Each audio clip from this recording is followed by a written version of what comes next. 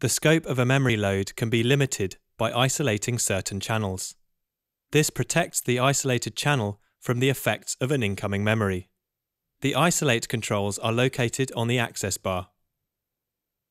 Tap the ISO button to activate memory isolate for the currently accessed fader.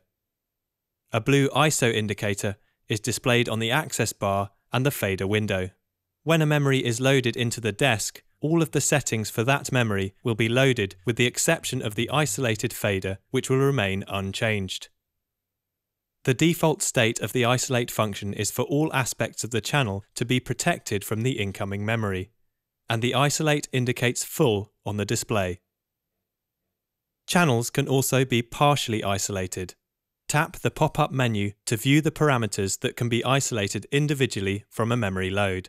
There are also Isolate None and Isolate All buttons. Each parameter can be toggled to determine whether or not it will be affected by a memory load. For example, to use a memory to change the ports connected to channels with all other parameters remaining the same, tap Isolate All and switch off the buttons for the input port selection. The memory load will now only change the input ports.